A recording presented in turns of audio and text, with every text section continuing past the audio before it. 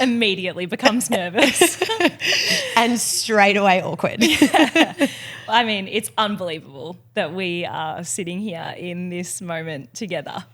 It is surreal because of how long it's taken to get here. Yeah. And it feels wild that we've been looking at these couches for months and now we're actually sitting on them recording. Yeah, we actually just went back and had a look at when our first couple of meetings were about starting this podcast, and we're dating back to about a year ago now. So this has been a long time in the making. It's Crazy. it's been a journey, that's for sure, but it's been such a rewarding one to watch it all unfold. Yeah. And for anyone who's here listening to first episode, I mean, welcome, because you're going to be with us right from the start, which is super exciting. So I guess, Mum. Yeah, which is probably about one or two friends and family. But I guess before we dive into that, it's probably helpful for people just to understand a little bit more about who we are and what we do. So let's start with you, Megzy. Who are you? What do you do? Well, as you mentioned, Megzy. That's what most people like to call me, but my name is Megan Lee Waters for anyone who's interested in my middle name. I have predominantly worked in the fitness industry for the last 9 years as a PT, group fitness coach, and that has evolved over the last couple of years into now owning a business. I co-own a gym in Brunswick called Airlocker Training. I am a Nike trainer alongside you, which is one of my great honours and something that I'm so proud of. I also work in the sports media space, so I co-host the Indigenous footy show, AFL, called Yokai Footy. I also do boundary commentary for the AFLW for Fox Footy. Recently this year did a little bit of a podcast, footy podcast as well, called Talking It Up. And more recently, I'm a breathwork facilitator, which I'm super passionate about. Epic. Few hats, just like you. Yeah. Tell me who you are. Tell us. So yeah, well, like you, I always find this question really hard to answer because I do many things, but I usually adapt my answer based on who's asking. I guess first and foremost, I'm a yoga teacher. I've been teaching yoga for around 10 years now, and I do a whole bunch of things in the yoga space, mainly hosting retreats, and I'm also a Nike yoga instructor, which again is one of my great honours, and of course how we've come to know each other, but we'll spend a little time talking about that in a moment. And beyond teaching yoga, I'm also a psychotherapist. So for those of you who don't know what psychotherapy is, again, we'll get to that because it's an episode in itself probably.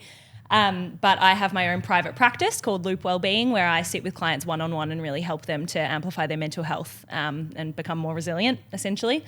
And then just like you, I am also recently a breathwork facilitator, something that is such a, I guess, welcomed tool to the kit. Obviously, there's a massive component of breathwork in yoga, but it's really something that I have been using with my clients as a way of assisting the journey of becoming more mentally resilient. So, yeah, feel very privileged to have such a great tool in the kit. And now I guess the most important one is podcast host, because here we are in Rushing Slowly. Here we are. Well, Zoe, I think that's the perfect segue, because I want to get chatting a lot more about how Rushing Slowly came about and how our relationship was formed. But before we do that, we're all just going to take one deep collective breath. In through the nose and out through the mouth.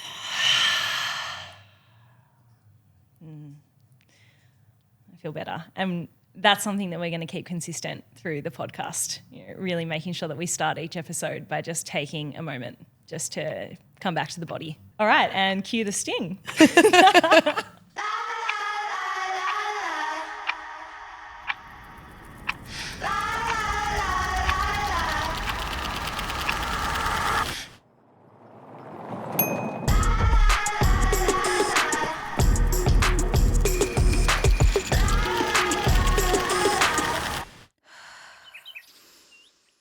Before we start this episode, I would like to acknowledge the traditional custodians of the land on which we're recording today, the Wurundjeri people of the Kulin Nation, the same land in which I've always had the privilege of calling home.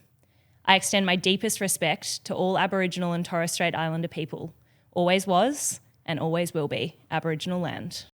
So let's talk a little bit more about how we know each other and how this podcast, this project has lifted itself off the ground. So Megzy and I met each other through the Nike network. We both signed on at as Nike trainers at the same time as one another.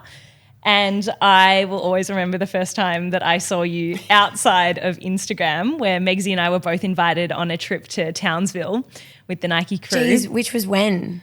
2021. Yeah, so we're dating back a while now. We're dating that's back, right. yeah. And I remember getting invited on this trip and, of course, feeling a little awkward. I don't know anyone, like, early days. And I'm at the airport and I see you sitting on the ground. You were sitting on the ground at the airport and I was like, oh, my God. Right. Oh, that's Megzy. I fully follow her on Instagram. And then I was like, we must be going together on this trip. And I remember awkwardly coming up to you and being like, hey, like, does she know my face? Does she follow me back?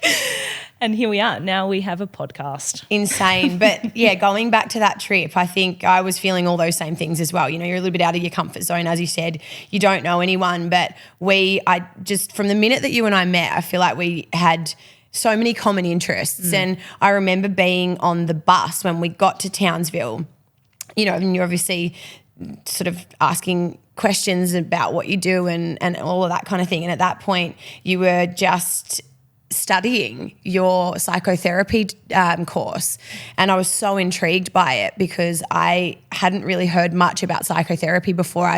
I've seen psychologists in the past, and I was super curious about the difference between that. And I just remember peppering you with all these questions. I'm like, tell me more about it all. And so wild to think that even then at that point you weren't actually practicing, you were still studying. So what's evolved for you since then? But yeah, we just formed this great friendship. Really, I think straight away we had identified that we had quite a lot of similar interests, and we were so lucky to be on this Nike journey together because Townsville really was just the beginning. We've then ended up being, we call ourselves Beavis and Butthead every time we're at an airport together or just go anywhere. We often are at events or, we do a lot together now through Nike. So it's like we always rock up to these things and we're like, okay, so what are we doing? Where are we going? It's like this really familiar look where we both look at each other like, do you have any idea what's going on? And it's like, nah, cool. Great.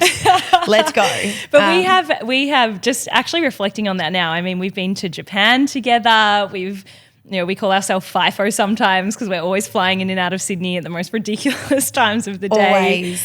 And we often say to each other how lucky that we like each other, because imagine if we were constantly stuck on airplanes together. Oh my goodness. And we didn't like each other. I mean, such a blessing. Like how awesome to have met each other and gotten to go on all these epic experiences. 100%. And I think that, that's kind of been the evolution of our friendship. But then obviously where this was birthed and this idea, going back to what we spoke about before, we've been talking about rushing slowly or this podcast concept for a long time now. I mean, from our first meeting, we looked back in our calendar, was back in December or something. And, prior to that, we'd been talking about this for a long time. So I think it's been really nice that even our friendship, especially through rushing slowly, has grown even more. Like we spend hours each week on Zoom together now. And I think it's been part of what's been really nice about working as, sole traders essentially. We don't really work in a team environment as such day to day. So it's been really nice to have you as my little Zoom friend that's just always in the background. And we always laugh at the moment where we added each other to our favourites and then pinned our message to the top of the message thread. It's like that's when you know that you have made it in someone's friend books. But I think I've always, since knowing you and watching your career unfold, because so much has changed for both of us. Like, yeah, I was studying when we first met. I remember having to ask for time off my placement to be able to go on this epic trip to Townsville. And I'm like, I don't care if they say no, I'm going anyway. But watching your career evolve kind of from afar but also alongside of you, and actually having a lot of envy for some of the amazing things that you do. And I think that that's because we are so similar in so many ways that I always like to use envy as information. I'm like, oh, what is it about this person that's creating this feeling in me?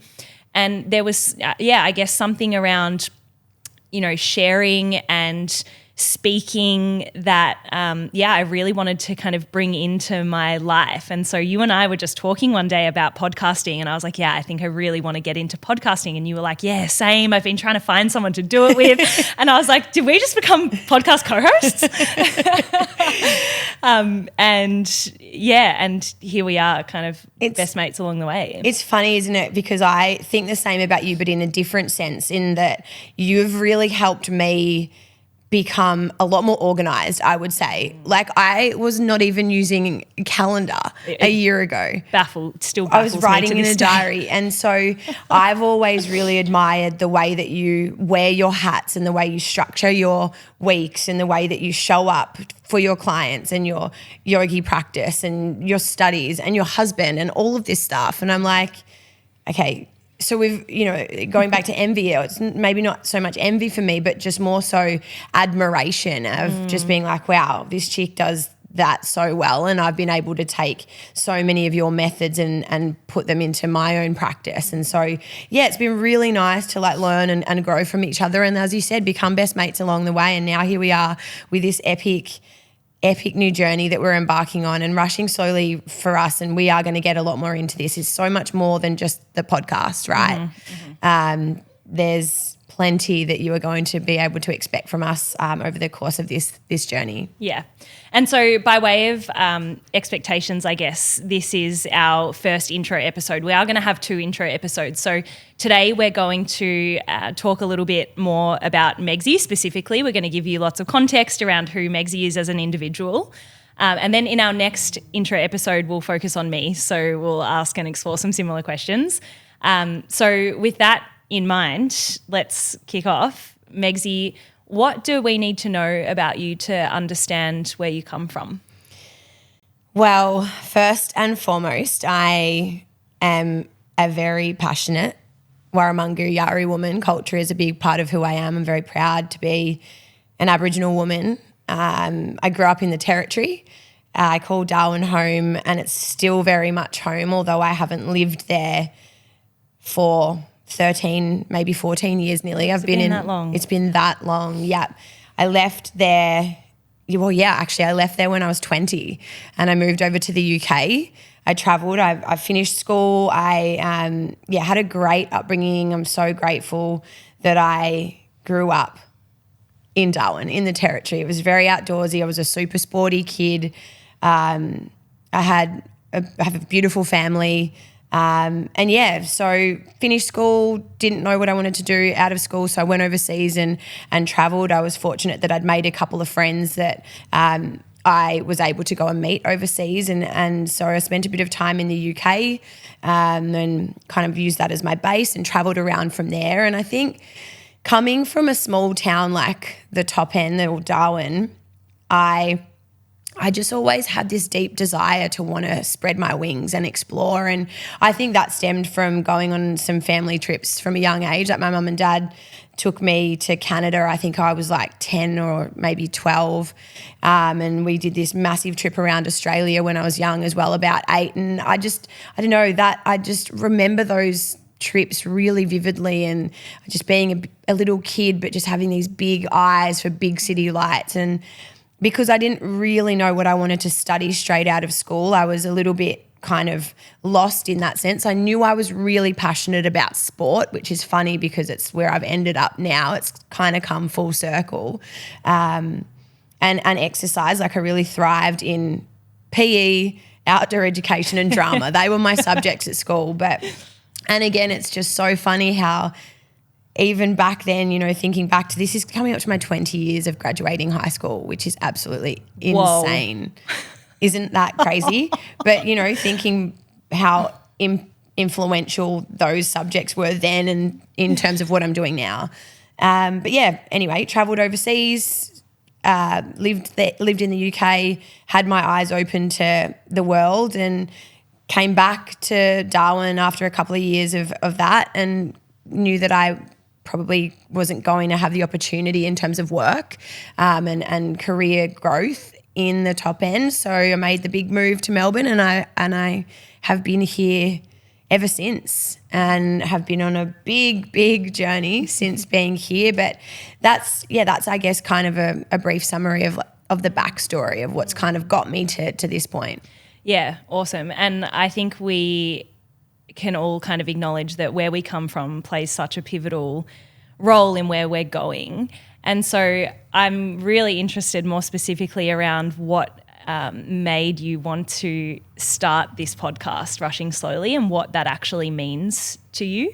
Yeah, well, I think the biggest part of wanting to start this was just knowing my own personal need for trying to find ways to slow down. The world is chaotic at the best of times. There's so much going on. We're moving at the speed of light. Everything feels heightened. You know, we're constantly striving to tick off this box and this box and this box. But I also have such a deep passion for feeling well and being healthy. And I've noticed personally how I really struggle to balance both those things. So that was a big driver for me initially. But also I think the industries that we both work in, you know, we're very people facing. You deal with literally clients every day with your psychotherapy business and at the gym, and even with breath work, even within my friendship groups. Every person, or at least every second person that I speak to at the moment, is feeling the same things. It's not that I'm isolated in this juggle of trying to be healthy and well, but also striving to be successful and save money and wanting to buy a new car and all of these things.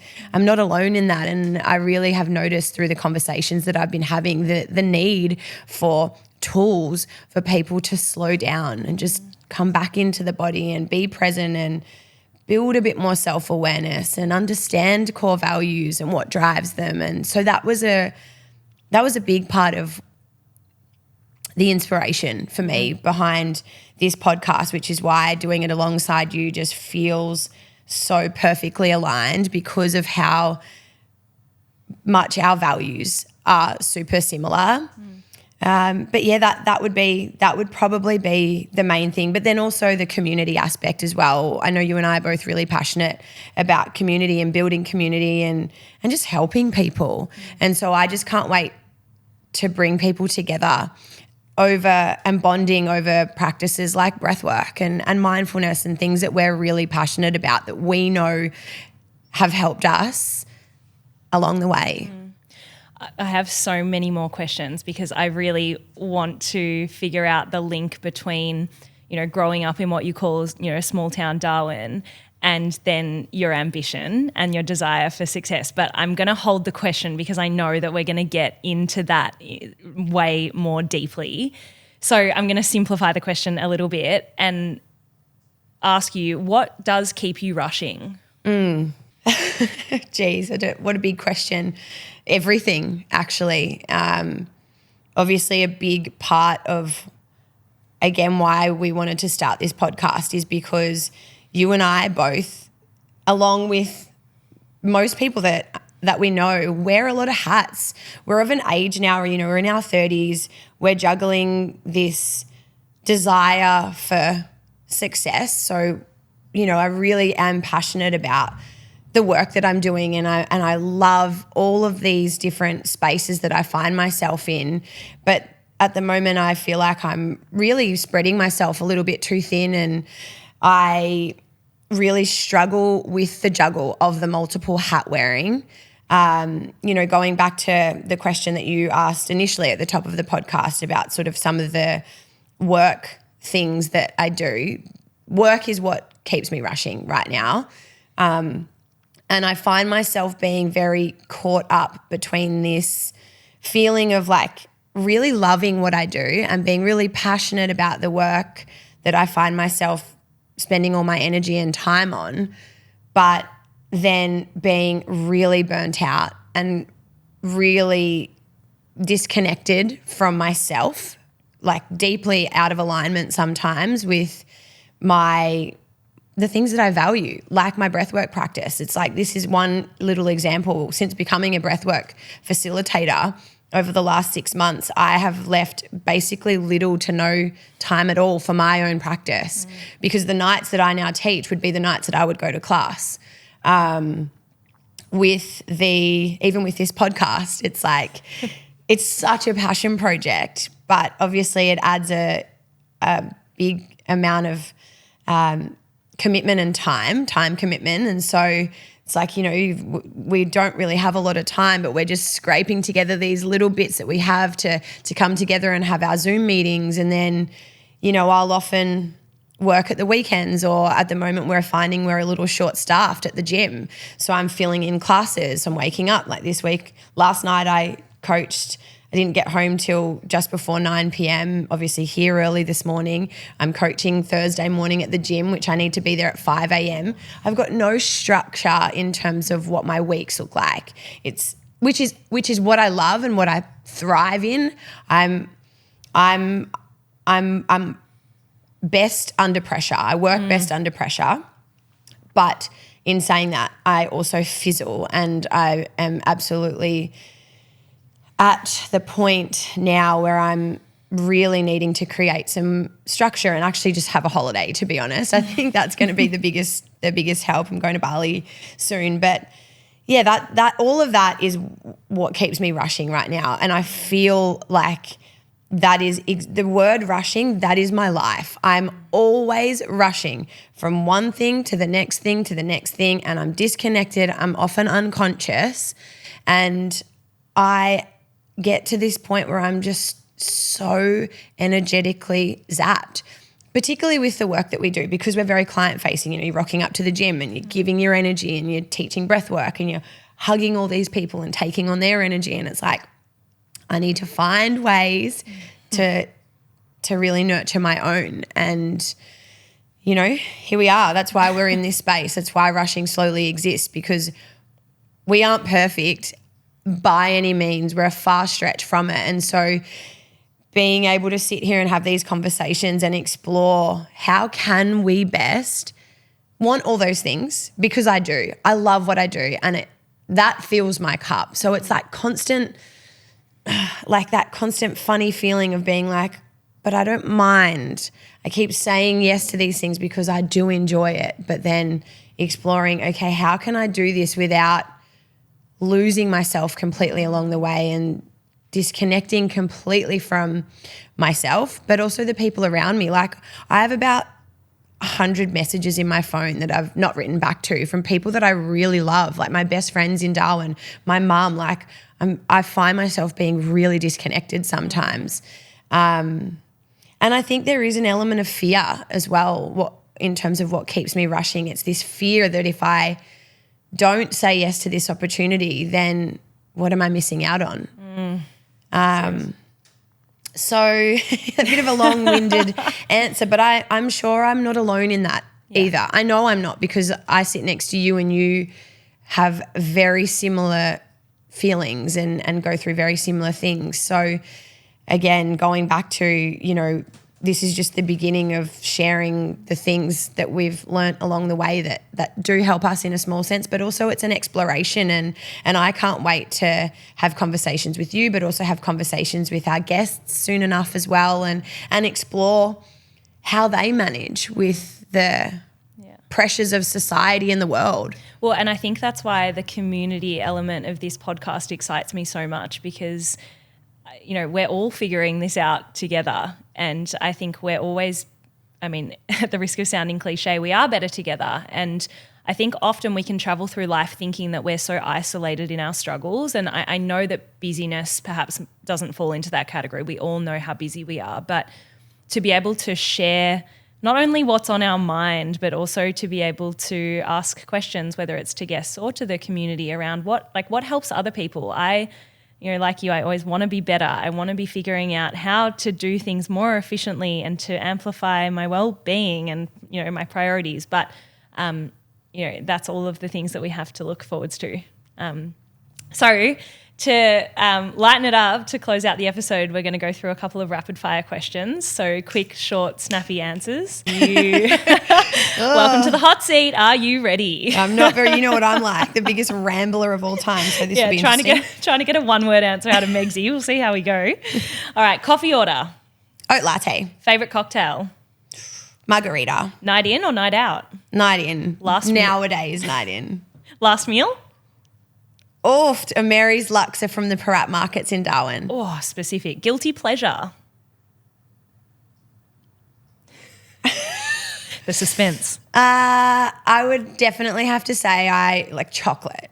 Yeah. I love a little chocky in the fridge. So, in the fridge. Oh, I'm a cupboard girl. Are you? That would be a good question. That's actually one of my Hinge prompts. Oh, wow. Okay. We got a lot to unpack. Sunset or sunrise? Sunset. Beach or bush? Beach. Hidden talent? Oh, that's hard. Okay, let's skip that one. I don't have any. We'll get back to it. Texting or talking? Texting. I hate talking on the phone. Great. Cats or dogs? Oh my goodness, dogs. Okay. Thinker or feeler? Feeler. Deep feeler. Favorite content to consume? Oh, I use Instagram the most, and I often find myself in these wormholes of just watching reels of animals and just cute, sad stories of like dogs being rescued in Thailand and stuff. Relatable. Biggest strength? My ability to connect with people. Biggest weakness? My sometimes limiting beliefs. Great. Pineapple on pizza, yes or no? Hell no. What helps you to slow down?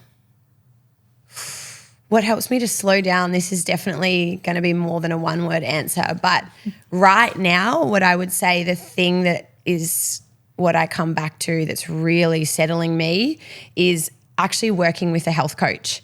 I am working with this lady named Christina at the moment. She's so amazing, and she's just like my accountability person. I talk to her once a week and she keeps me accountable with the food that I'm eating, but also like at the moment I've been sending her my daily gratitudes in a text message, and that's been helping. Yeah. All right. Thank you, Megzy.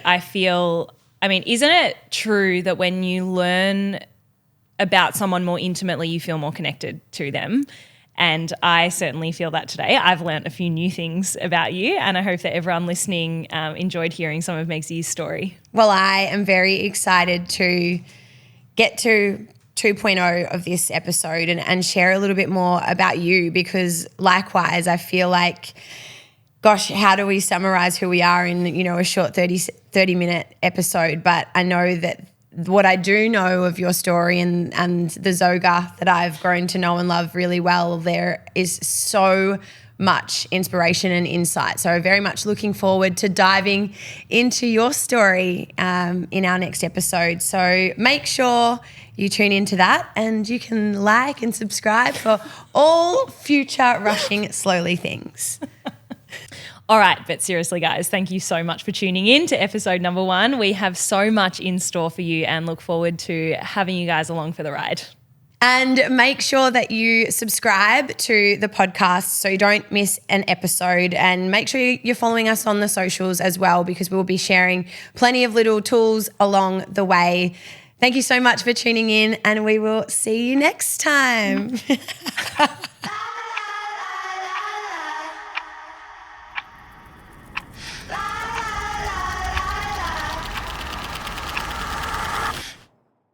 The content discussed in this podcast is for informational purposes only and is not a substitute for professional mental health advice, diagnosis, or treatment.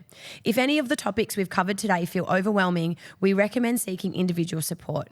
If you or someone you know is experiencing a mental health crisis, please contact Lifeline on 13 11 14 or 13 Yarn on 13 92 76.